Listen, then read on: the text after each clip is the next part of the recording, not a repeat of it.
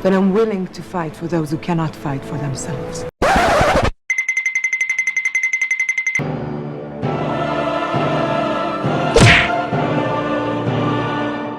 Wonder Woman 1984 spits in the face of Wonder Woman, drags her through a mud field before throwing her limp body in a ditch filled with horse manure. Yes, I do mean every word from the bottom of my heart. I would like to preface this video with the statement that I am not an avid Wonder Woman comic reader, so if anyone wants to bring up some random comic in which Wonder Woman is a horrible person, I'm not talking about that. I am talking about the general persona and ideals of the character Wonder Woman as a whole. Good. With that out of the way, let's continue. But I'm willing to fight for those who cannot fight for themselves. I wanted to start out with this quote because I believe it nearly perfectly summarizes Wonder Woman as a whole.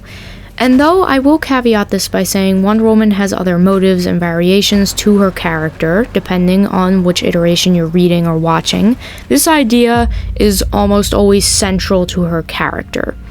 Wonder Woman 1984 desecrates this ideal. Diana is a figure of hope, light, and justice. She is to be kind yet at times stern, warm but not cuddly, imposing yet also caring and understanding. She is a symbol of what we should strive to be. She is what all heroes are meant to be, an inspiration to give us a glimpse of who we should become. Actually, a scene from Justice League perfectly encompasses everything that Wonder Woman is.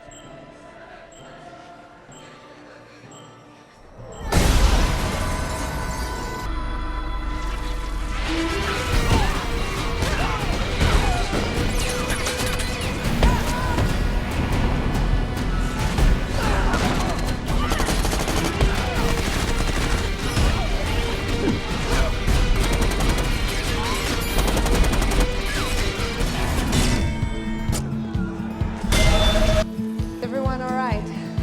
You okay? It's okay. It's okay, it's over.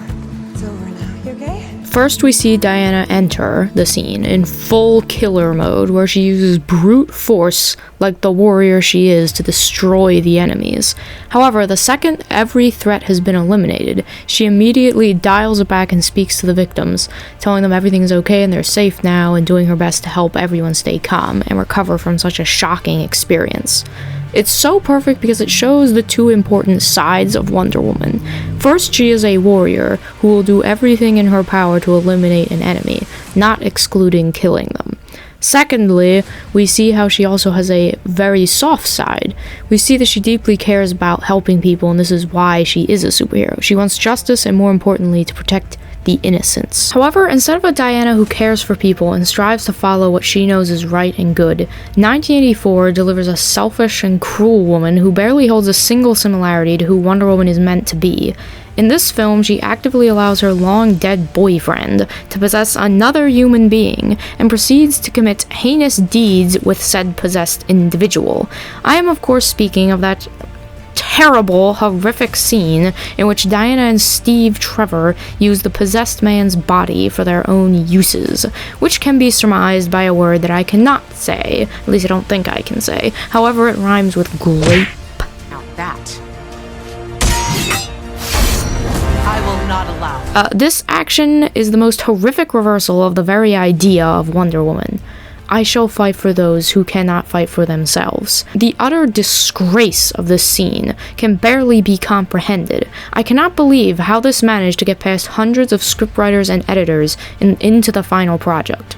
How was this not caught? How does somebody not see how this is the action of a supervillain and not a superhero, let alone the most iconic woman superhero of all time? It really does infuriate me how the people who wrote this were given the authority to create a film about Wonder Woman, and they used this opportunity to smear her legacy. Another aspect that makes this even worse is the fact that they tried to promote the film as a girl boss feminist movie where the main character is a rapist. My anger at the ignoramuses who made this film cannot be overstated. Who gave these dunderheads the authority to destroy a legacy pop culture icon? Who thought this was a good idea? Though not nearly as bad of an offense, another issue with this film is that though Wonder Woman is a strong character full of her own ideals, passions, and perhaps most importantly, her mission in life, instead of tapping into these ideals, they make the entire film, okay, well, not the entire film, but like half the film, a very important part, like the heart of the film, is about her pining away for her boyfriend who died like 75 years ago.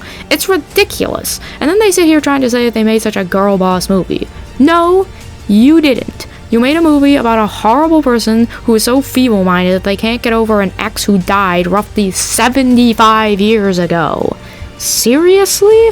You get the rights to make a movie about an iconic superhero, and that's the heart of the film? What? How can you be such an idiot while also creating the worst insult to said character in the world? Consider this. A few years ago, they released this little film called Wonder Woman Bloodlines. It wasn't a big release or anything, and it wasn't my favorite movie of all time, but it was solid, and I loved the way Wonder Woman was portrayed. She was incredibly kind and understanding, while also being firm and tough when she needed to be. You know where the heart of that story was? It surrounded a teenage girl who originally looked up to Diana, but gradually grew jealous of her power and the attention her mother gave Diana. Because of her growing hatred and jealousy, she allowed experiments to be done on her to give her super abilities, while gradually losing herself as she grew in power. And then she tries to kill Diana many times throughout the film. However, Diana keeps coming back with her arms open, ready to show this girl love and acceptance, trying to bring her back, only to be smacked away again and again. But this does not deter Wonder Woman from striving to bring the girl back to her true self and see what she has let her anger turn her into. That's the heart of the story. Though this movie wasn't perfect, it understood Wonder Woman. She's not only a warrior and a leader, but also a kind-hearted woman who deeply cares for those around her. Wonder Woman 1984 missed this crucial point of the character, and thus not only fell flat, but became one of, if not the, biggest insults to the character ever created. Diana sees the best in people and what they could become, even when they can't see it themselves. That's inspirational. That's a Wonder Woman.